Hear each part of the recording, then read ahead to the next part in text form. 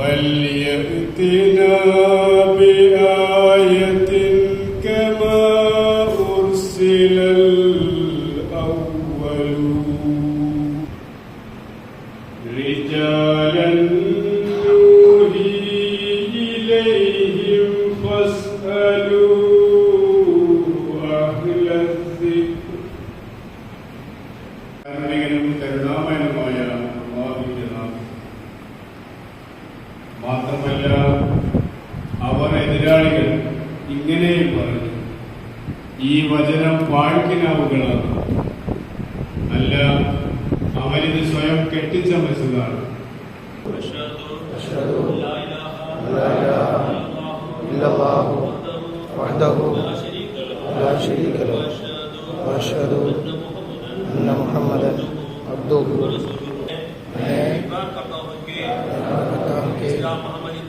इस्लाम अहमदियत की मजबूती और इरशाद और निशान खिलाफत की हिफाजत के लिए इंशाअल्लाह ताला आखिरी दम तक जिद्दोजहद करता रहूँगा.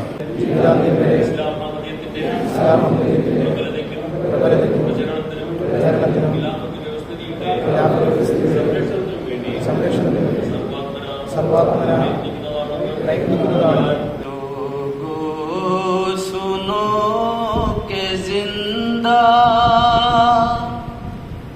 खुदा वो खुदा नहीं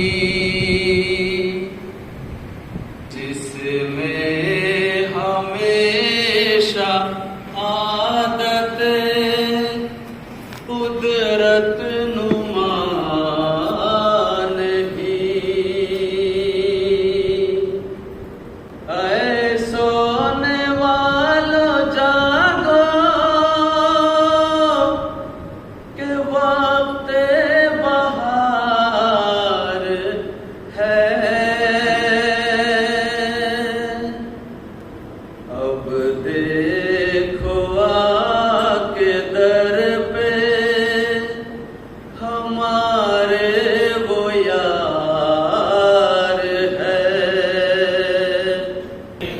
നമ്മുടെ ഏത് സ്വഭാവമാണോ, അള്ളാഹുവിന് ഏത് നമ്മുടെ ശീലമാണോ, അള്ളാഹുവിന് നമ്മുടെ ഏത് പ്രവൃത്തിയാണോ ഇഷ്ടപ്പെടാത്തത്, അത് നമ്മൾ വർജിക്കേണ്ടതും ഉപേക്ഷിക്കേണ്ടതും അതിൽ നിന്ന് വിട്ടു നിൽക്കേണ്ടതുമാണ്. ഇതിന്റെ എല്ലാം മാതൃക നമുക്ക് അള്ളാഹുവിന്റെ പ്രിയദാസൻ ഹസ്രത്ത് മുഹമ്മദ് മുസ്തഫ സല്ലല്ലാഹു അലൈഹി വസല്ലം തിരുമേനിയിൽ നിന്നും മഹാത്മാവിന്റെ ജീവിതചര്യയിൽ നിന്നും നമുക്കും മനസ്സിലാക്കാൻ സാധിക്കുന്നതാണ്. തിരുമേനി സല്ലല്ലാഹു അലൈഹി വസല്ലം ജീവിതചര്യയിൽ ഏറ്റവും പ്രധാനപ്പെട്ട സംഗതി എന്ന് പറയുന്നത് നബി സല്ലല്ലാഹു അലൈഹി വസല്ലം തിരുമേനി എല്ലാ കാര്യത്തിലും ദുആ ചെയ്തിട്ടുണ്ടായിരുന്നു. ദുആയുടെ പ്രവാചകനാണ് നബി തിരുമേനി സല്ലല്ലാഹു അലൈഹി വസല്ലം. എല്ലാ സമയത്തും ദുആ ചെയ്തിരുന്നു. ഏതുവരെയെന്നാൽ ഞങ്ങളുടെ നബി സല്ലല്ലാഹു അലൈഹി വസല്ലം തിരുമേനി എല്ലാവരും ദുആ പഠിപ്പിച്ചിട്ടുണ്ട് എന്ന് പറഞ്ഞപ്പോൾ ഒരു യഹൂദി വളരെ പരിഹാസഭാവത്തിൽ വളരെ പുച്ഛത്തോടെ ചോദിച്ചു, നിങ്ങളുടെ പ്രവാചകൻ എന്ത് മലമൂത്ര വിസർജനത്തിലും ദുആ പഠിപ്പിച്ചിട്ടുണ്ടോ എന്ന് ചോദിക്കുകയുണ്ടായി. അപ്പോൾ ആ സഹാബി വളരെ താല്പര്യത്തോടുകൂടി വളരെ അഭിമാനത്തോടുകൂടി പറഞ്ഞു, ആ അതിനും ഞങ്ങൾക്ക് ദുആ പഠിപ്പിച്ചിട്ടുണ്ട് നബി സല്ലല്ലാഹു അലൈഹി വസല്ലം എന്ന് പറയുകയുണ്ടായി. അതാണ് നമ്മുടെ ദുആ എന്ന് പറയുന്നത്. ആ ദുആ ചെയ്യുന്ന ശീലമാണ് നമ്മൾ എപ്പോഴും ഏതൊരു കാര്യത്തിന് മുമ്പ് അനുകരിക്കേണ്ടത്. അതുപോലെ തന്നെ അള്ളാഹുവിന്റെ തൃപ്തി കരസ്ഥമാക്കുന്നതിന് വേണ്ടി അള്ളാഹുമായി സജീവമായി ബന്ധമുണ്ടാക്കിയെടുക്കുന്നതിന് വേണ്ടി നബി കരീം സല്ലല്ലാഹു അലൈഹി വസല്ലം ഏറ്റവും നല്ല മാർഗം അത് നമസ്കാരത്തിലൂടെയാണ് നമുക്ക് കാണിച്ചു തന്നത്. അങ്ങനെ ആ മലക്കുകൾ ഒന്നാനാകാശെത്തി നിൽക്കുമ്പോൾ അവിടെ കാവൽ നിൽക്കുന്ന മലക്കിനോട് പറഞ്ഞു, അള്ളാഹുവിന്റെ സവിധത്തിൽ അവന്റെ ഒരു ദാസന്റെ കർമ്മങ്ങൾ സമർപ്പിക്കാനാണ് ഞങ്ങൾ ഇവിടെ എത്തിയിട്ടുള്ളത്, വളരെ പരിശുദ്ധമായതാണ് എന്ന് പറയുകയുണ്ടായി. ഇത് കേട്ടതും ആ കാവൽക്കാരനെ മലക്ക് പറഞ്ഞു, നിൽക്കൂ, നിങ്ങൾക്ക് ഇനി മുമ്പോട്ട് പോകാൻ അനുവാദമില്ല, നിങ്ങൾ മടങ്ങിപ്പോവുക, നിങ്ങൾ ഈ കൊണ്ടുവന്ന കർമ്മങ്ങൾ കൊണ്ടുപോയി ഇതിന്റെ ഉടമസ്ഥന്റെ മുഖത്തേക്ക് വലിച്ചെറിയുക എന്ന് പറയുകയുണ്ടായി. പരദൂഷണം പറയുന്നതിന്റെ കർമ്മങ്ങൾ ഇതുവഴി മുന്നോട്ട് കൊണ്ടുപോകാൻ അനുവദിക്കരുത് എന്ന് നിർദ്ദേശത്തോടെയാണ് അള്ളാഹു എന്നെ ഇവിടെ നിർത്തിയിരിക്കുന്നത് എന്ന് പറഞ്ഞുകൊണ്ട് ആ മലക്ക് അവരെ തിരിച്ചയക്കുകയാണ് ഉണ്ടായത്. അയാൾ പറഞ്ഞു, അതുകൊണ്ട് തന്നെ ആരുടെ ജീവിതത്തെ കുറിച്ച് നമുക്ക് യാതൊരു ഗ്യാരണ്ടിയുമില്ല. അപ്പൊ നമ്മളെപ്പോഴും നേരത്തെ പറഞ്ഞതുപോലെ നമ്മുടെ കർമ്മങ്ങൾ സ്വീകരിക്കപ്പെടേണ്ടതാവാൻ വേണ്ടിയിട്ടുള്ള എല്ലാ ശ്രമങ്ങളും നമ്മുടെ ഭാഗത്തുനിന്നുണ്ടാവണം. പിന്നെ അള്ളാഹിന്റെ ഫദലാണ് എല്ലാത്തിനും. റസൂൽ തിരുമേനി പോലെ എന്താ പറഞ്ഞിട്ടുള്ളത്, അള്ളാഹുവിന്റെ കാരുണ്യമില്ലാതെ ഒരിക്കലും റസൂൽ തിരുമേനിക്ക് പോലും മോക്ഷം സിദ്ധിക്കില്ലെന്ന് പറയുകയുണ്ടായി.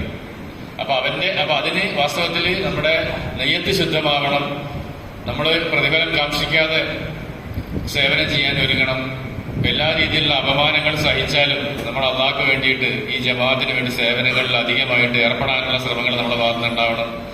അങ്ങനെയൊക്കെ വാസ്തവത്തിൽ നമ്മുടെ കർമ്മങ്ങൾ സ്വീകരിക്കപ്പെടുകയുള്ളൂ. അതല്ലാതെ നമ്മുടെ മിടുക്കോട്ട് നമ്മൾ എത്ര നന്മ കാഴ്ചവെക്കാൻ ശ്രമിച്ചാലും ശരി, അതിനകത്ത് ഒരുപാട് പോരായ്മകൾ ഉണ്ടാവും. മാത്തോട്ടത്തിൽ വെച്ചിട്ട് ആമില റിഫ്രഷർ കോഴ്സ് നടത്തുകയുണ്ടായി ജില്ലയുടെ. അതിൽ നമ്മളെ നായിക് സദർ മൗലാന റഫീഖ് അഹമ്മദ് ബേഗ് സാഹിബിന്റെ സാന്നിധ്യം ഉണ്ടായിരുന്നു. അതിൽ അറൌണ്ട് 65 ആമില മെമ്പേഴ്സാണ് പങ്കെടുത്തത്.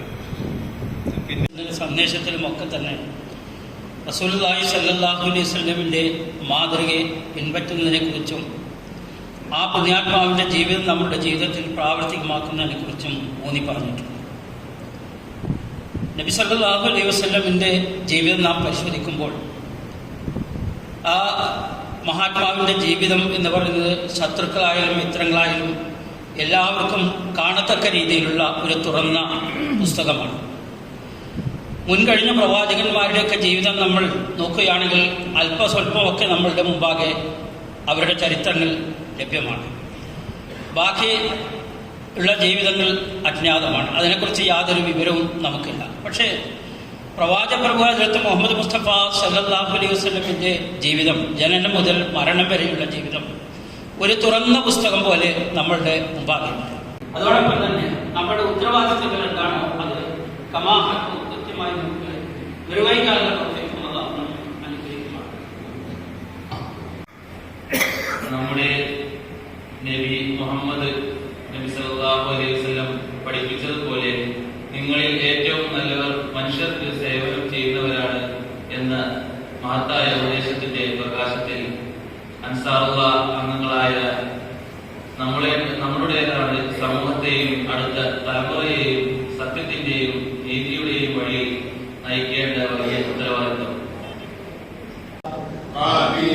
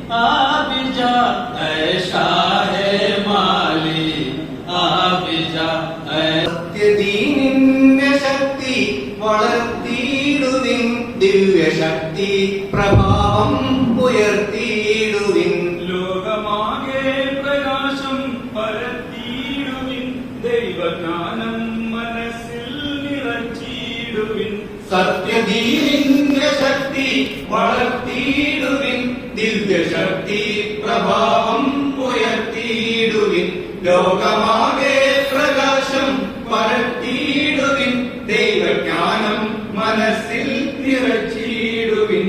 എങ്ങും ഉയരേറ്റ ദീനിന്റെ ദിവ്യാമൃതം, ശാന്തി മന്ത്രത്തിൻ മോഹന ജ്ഞാനാമൃതം.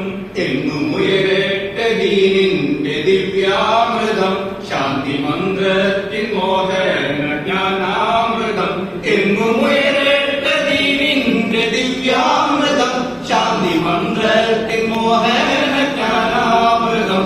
സത്യദീനിന്റെ ശക്തി വളർത്തിയിടുവിൻ, ദിവ്യശക്തി പ്രഭാവം ഉയർത്തിയിടുവിൻ, ലോകമാകെ പ്രകാശം പരത്തിയിടുവിൻ, ദൈവജ്ഞാനം മനസ്സിൽ നിറച്ചിടുവിൻ. ആകെ തളർന്നോർ ലോകത്തിന് ദേഹമുണരേണം കാവൽ ഭടരായി നാം. പാരാകെ ദുഷ്ടർ തകർത്തിയിടുന്നു, പാഴ്ബോംബിന്റെ ഗന്ധം നിറഞ്ഞിടുന്നു.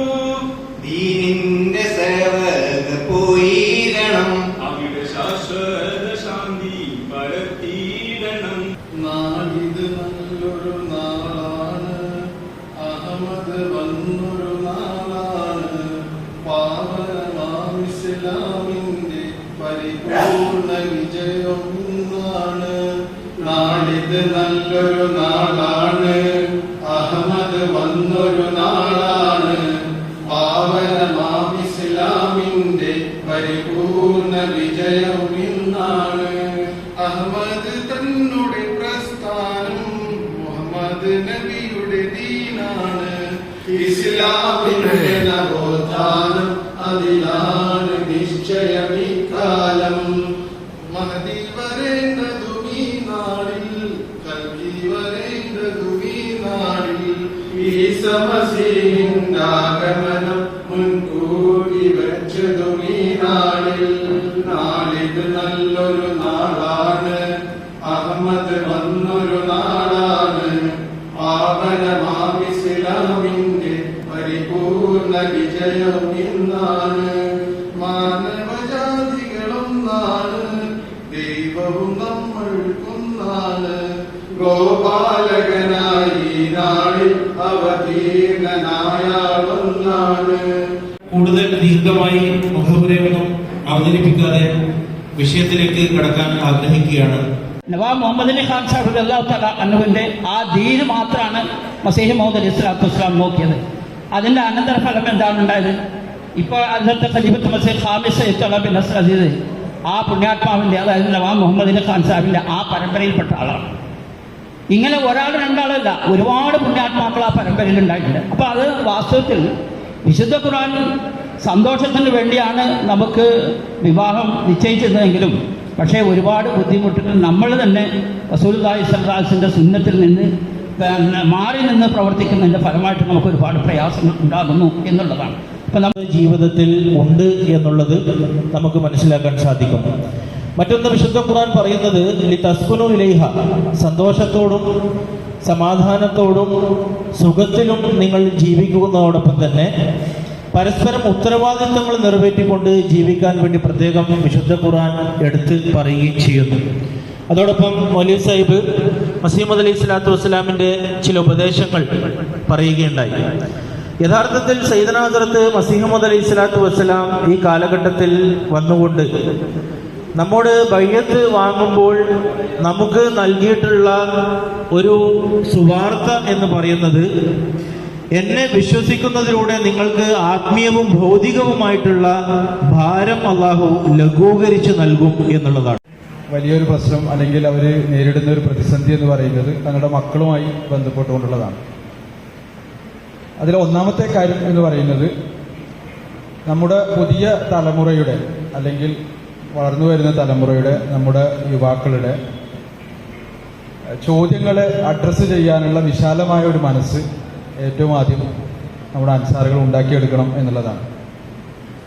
ഇതിന് ഹുസൂർ അയ്യദഹുല്ലാഹു തആല ബിൻ അസ്ലി അസീസ് പറഞ്ഞിരിക്കുന്നത്, നിങ്ങൾ കുട്ടികളുമായിട്ട് ഒരു സൗഹൃദ ബന്ധം ഉണ്ടാക്കണം. കുട്ടികൾക്ക് നിങ്ങളോടെല്ലാം ചോദിക്കാൻ സാധിക്കണം. പ്രത്യേകിച്ച് ആൺകുട്ടികൾക്ക് അവരുടെ പിതാക്കന്മാരുമായിട്ട് കാര്യങ്ങൾ സംസാരിക്കാൻ സാധിക്കുന്ന തരത്തിലുള്ള ഒരു ബന്ധം ഉണ്ടാക്കിയെടുക്കണം എന്നുള്ളതാണ്. അതിന്റെ സത്തയിലും ഗുണത്തിലും പ്രവൃത്തിയും ഉജൂദ്, അതിന്റെ ഫീല്, അതിന്റെ സിഫത്ത്, അത് മൂന്നിലും വ്യത്യസ്തമാണ്. ഒരിക്കലും തന്നെ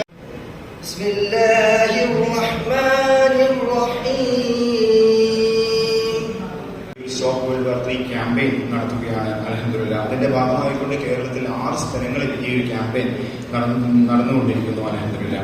സോ ഈ ക്യാമ്പയിനുമായി ബന്ധപ്പെട്ടുകൊണ്ട് പറയാനുള്ളത്, ഇതൊരു സൈലന്റ് സ്റ്റാൻഡ് സ്റ്റിൽ അവയർനെസ് ക്യാമ്പയിനാണ്. അതായത് നിശബ്ദമായി കൊണ്ടുള്ള നിശ്ചല ബോധവൽക്കരണ ക്യാമ്പയിൻ എന്നതാണ് നമ്മൾ ഉദ്ദേശിക്കുന്നത്.